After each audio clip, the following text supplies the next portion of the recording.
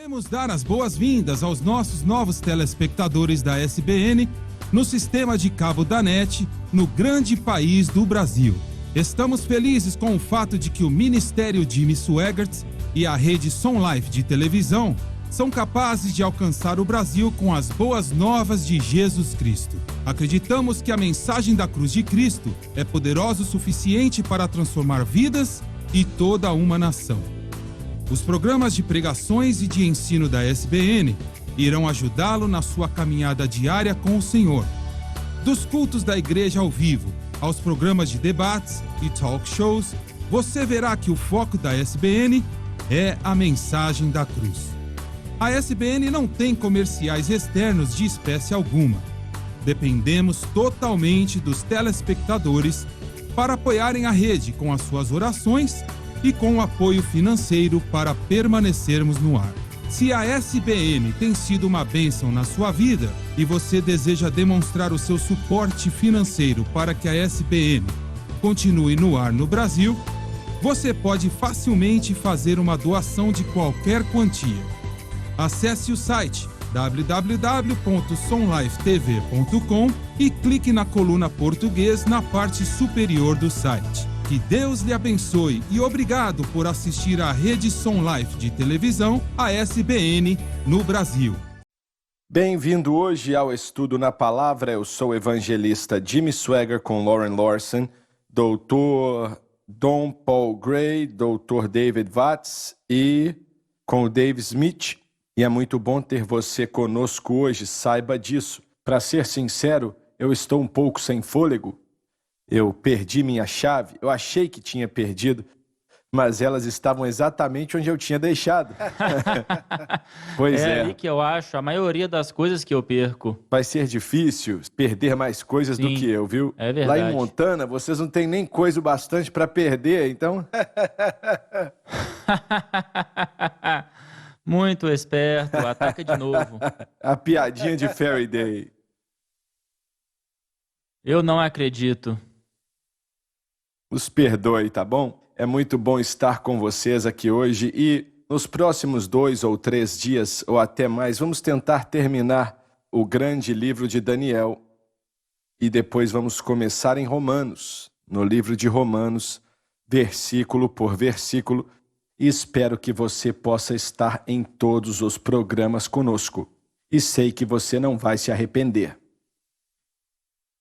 E eu quero continuar de onde paramos no programa passado, começando no versículo 3 do capítulo 12 de Daniel. Lauren, por favor.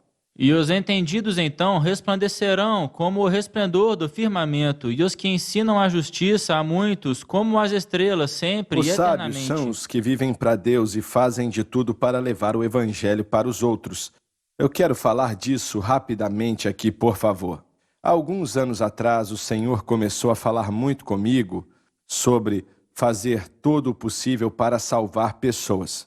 Se você notar na programação, às vezes o Espírito de Deus se move e quando isso acontece, o Senhor me instruiu a fazer a oração do pecador e para que as pessoas sejam salvas. Senhoras e senhores, não tem nada no mundo melhor do que isso. A salvação das pessoas. Eu li uma carta outro dia que disse assim, irmão Swaggart, ou era a filha dele ou a esposa dele, não lembro bem. Eu acho que foi a filha dele. Ele disse, ela orou com você e aceitou a Jesus. E agradeço a Deus por isso. O Senhor me deu, creio que foram visões. Eu não sei. Uma visão é algo que acontece quando você acorda. Um sonho, é claro que é quando você está dormindo. Isso em 1985, não vou entrar em detalhes, mas o Senhor me deu uma visão da colheita. Ele disse, não diga que daqui 4 meses virá a colheita, pois os campos já estão prontos para a colheita. E 8 ou 9 anos atrás, o que eu chamo de uma visão, tive uma visão dos sonhos que Faraó teve e foram interpretados por José. José provavelmente era um dos, se não foi o maior homem de Deus na face da terra durante sua época. Não vou dizer que ele era mais piedoso que o seu pai Jacó, como Abraão, Isaque e Jacó. Ainda assim, ele foi um dos homens que mais amava a Deus no mundo naquela época.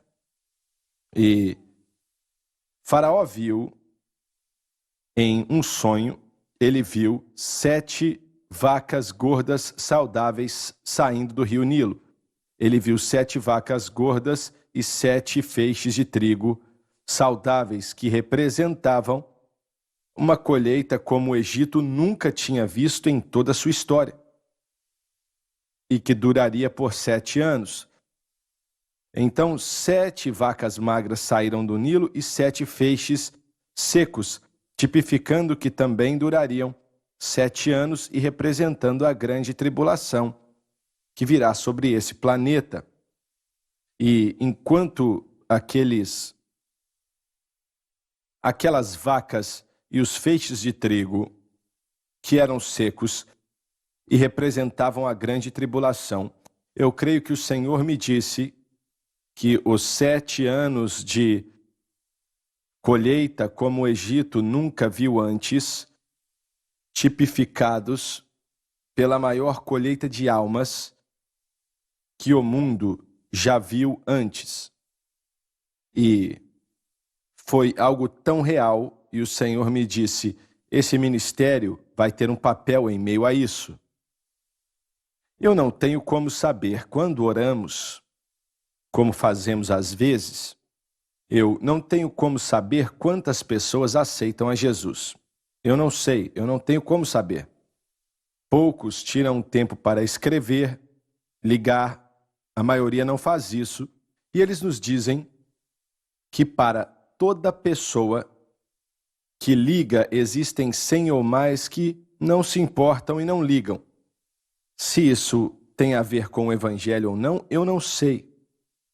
Mas eu sinto que, eu oro constantemente e preciso da unção do Espírito Santo como nunca tive antes.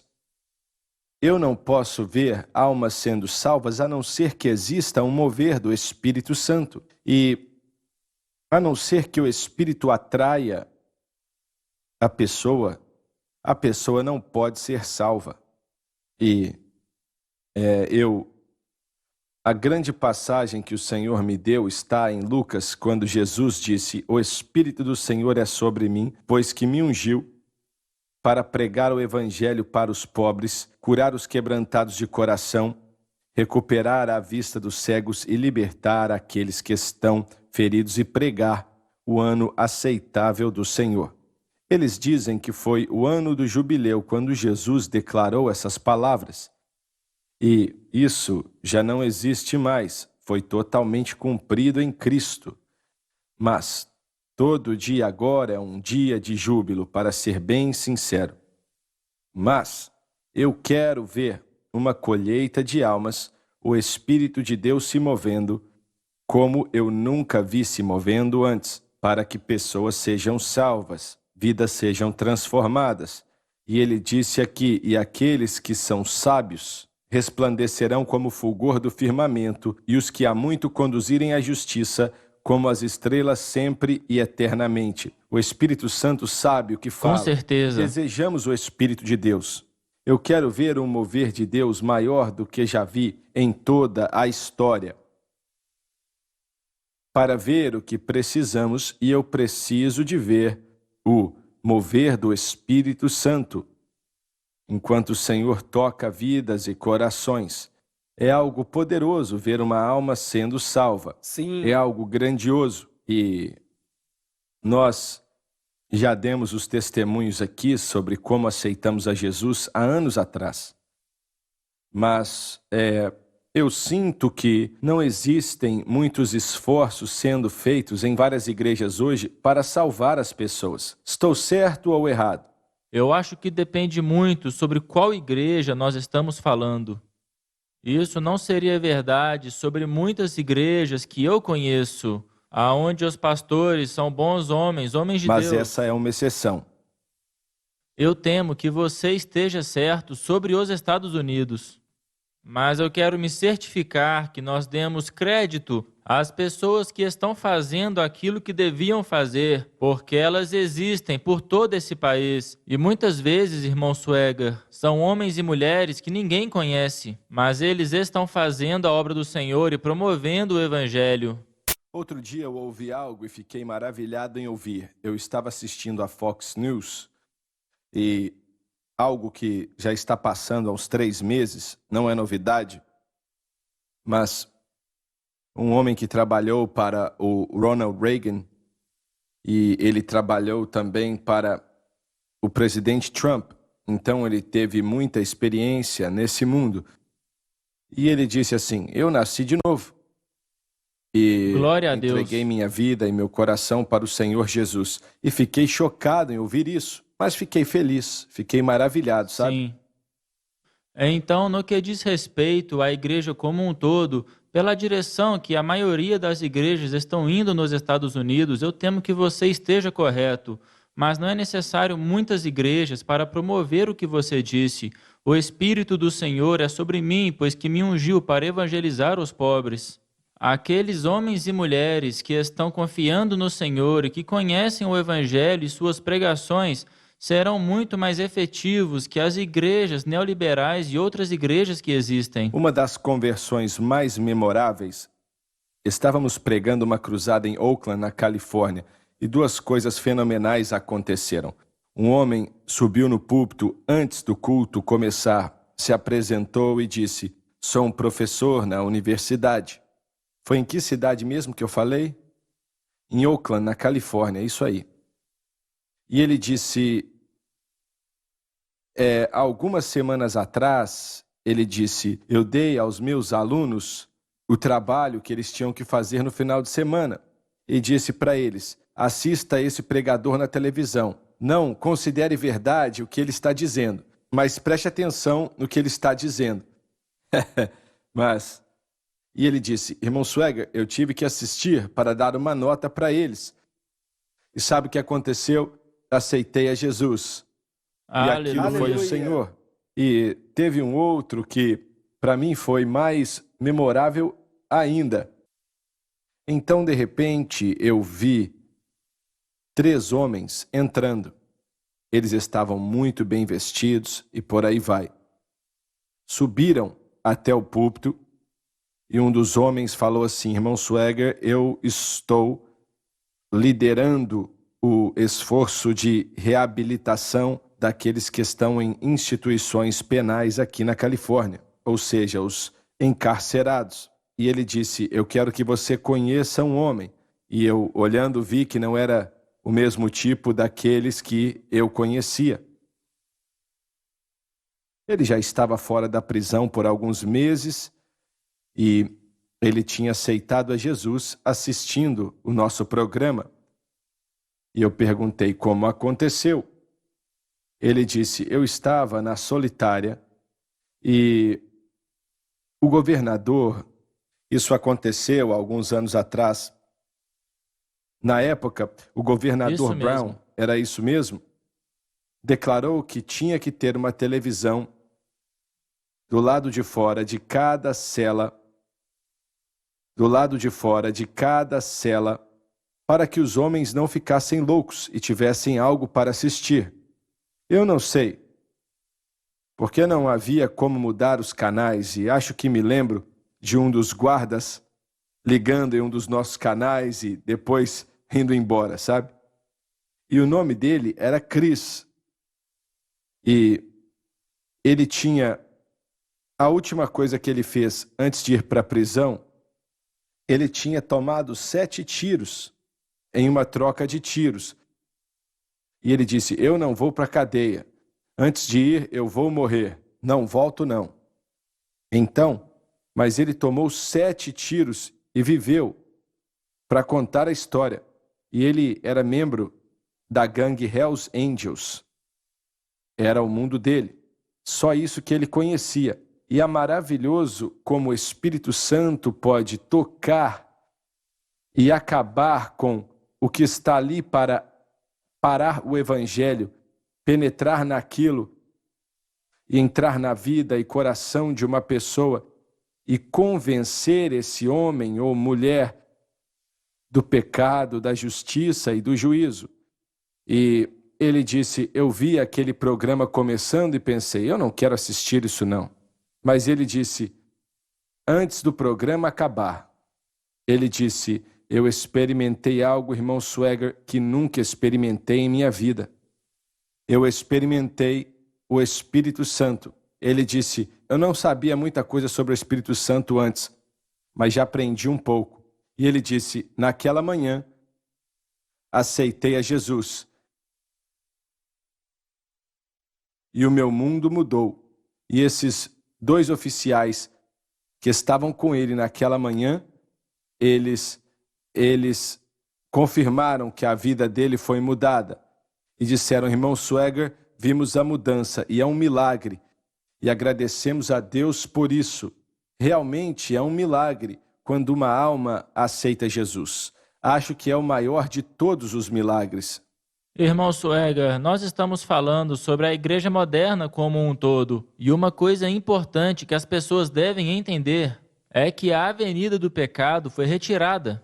Não se fala sobre pecado mais. Você cometeu um erro, então a necessidade por um Salvador não é mais apresentada, porque as pessoas agora têm os problemas do mundo e elas são vistas como vítimas. Vítimas da crise econômica, vítimas do abuso. E eu não estou minimizando algumas coisas tristes pelas quais as pessoas passam. Mas o pecado não é mais abordado, então a solução está mais ligada à psicologia, à comunidade, do que está a salvação, porque você é um pecador a caminho do inferno. E é por isso que nós não ouvimos muito mais sobre indivíduos sendo convencidos do pecado pelo Espírito Santo, por meio de uma pregação ungida, de forma que esse indivíduo nasça de novo. E muitas vezes, se você ouve, por exemplo, um convite a Cristo, é ao final de um discurso motivacional, e é por isso que eu chamo esses ministros de palestrantes motivacionais. Eles irão dizer que se você ainda não recebeu a Cristo, só diga rapidamente e você vai recebê-lo, mas não há convicção nessa declaração e aquele indivíduo não estará convicto do seu pecado, porque não foi pregado sobre o pecado e suas consequências, a separação de Deus, o eterno sofrimento, não é mais ensinado, então o inferno não é mais visualizado e somente a nossa vida aqui na terra é enfatizada. Vocês acham que muitas pessoas aceitam a Jesus porque, de repente, entendem que existe um inferno, como você mencionou? Bem, esse é um fator motivador. Com certeza é um fator muito poderoso. Quando eu fui pastor na minha primeira igreja, ambas as igrejas que eu pastoreei começaram bem pequenas. Eu tive trabalhos seculares e tentei fazê-las crescer, o que nós chamamos de revitalização das igrejas. E a primeira igreja que eu pastoreei, todos os anos na nossa denominação, tínhamos que preencher o relatório RAMI, que é o relatório anual de ministérios e igrejas. E nesse relatório tinha salvações no ano. E eu estava olhando nos anos anteriores e eu via 45, 50 salvações. Isso era uma igreja pequena. No meu primeiro domingo de manhã, havia 18 de nós participando. Isso é o quão pequena era. Então eu pensei que 45, 50 era muito bom. Aí eu pensei, mas onde estão essas pessoas? Onde estão esses que foram salvos? No meu primeiro ano que eu entreguei esse relatório RAMI, eu acredito que tinha 15 salvações ou rededicações que eu sabia. Mas muitas vezes as pessoas, se alguém responde a um apelo, ou é batizado, ou transfere de outra igreja, eu acredito que as igrejas estão trocando as pessoas e não necessariamente convertendo elas. Eu acho que a nossa ideia do que é salvação, do que realmente é salvação, é contar os batismos ou qualquer outra coisa. Pois eu vejo esses relatórios que são encorajados nas denominações. Eu vejo muitas pessoas que estudam o crescimento das igrejas e denominações e vejo esses relatórios 4, 5% de crescimento por ano em toda a denominação. E aí eu olho na prática e penso, onde estão essas pessoas? Se elas são salvas, estamos conectando elas?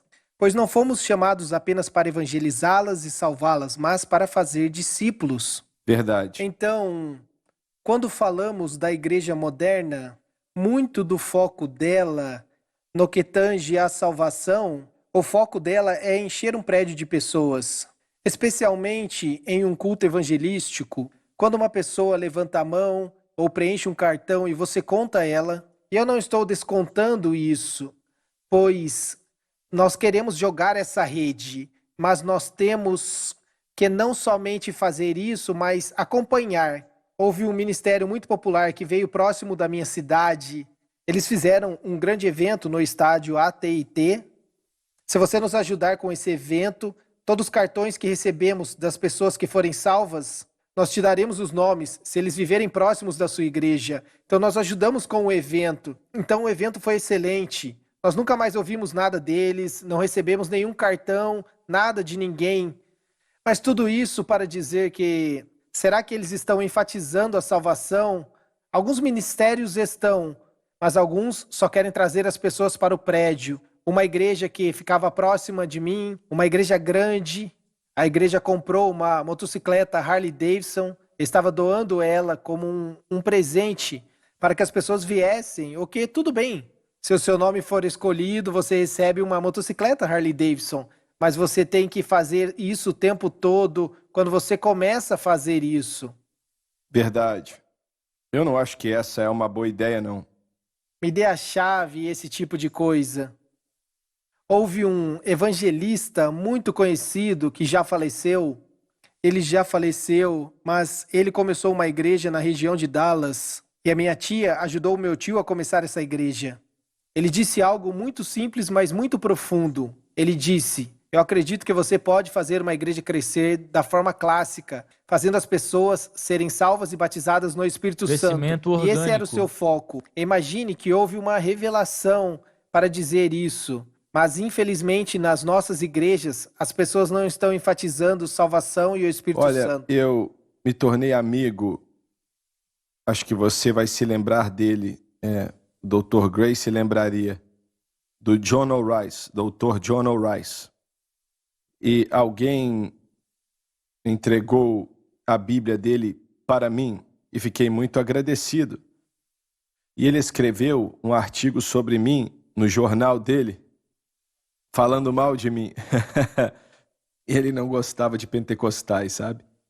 E ele queria acabar comigo. Mas eu escrevi para ele e eu disse: Dr. Rice, discordamos em alguns pontos, mas sinto que, pelo menos para mim, o seu jornal é o esforço evangelístico mais responsável no mundo hoje. Eu já preguei os seus sermões vez após vez. E eu disse: acho que não podemos ser amigos, mas quero que você saiba o que o seu ministério representa para mim. Ele era alguém que ganhava muitas almas, viu? E ele escreveu para mim de volta e disse: não, jovem, podemos ser amigos sim. E ele me escreveu várias vezes e desenvolvemos uma amizade. E ele foi atacado por isso. Mas ele dizia: aquele jovem está ganhando almas para Jesus. Isso há alguns anos atrás, né? Mas ele mesmo disse que pregou em um funeral. E o nosso tempo está acabando aqui. Ele pregou um funeral e um homem lá atrás, depois que todos tinham ido embora, ele perguntou: você é parente dele? E ele disse: é meu neto. E ele perguntou: você vai encontrá-lo no céu? E ele disse: eu não entendo isso. E ele disse: olha só, você entrega o pecador e ele entrega o Salvador. Essa declaração sempre tocou o meu coração. Entregue o pecador e ele entrega o Salvador. Glória a Deus. E obrigado por nos assistir. Não perca o próximo programa. Deus te abençoe.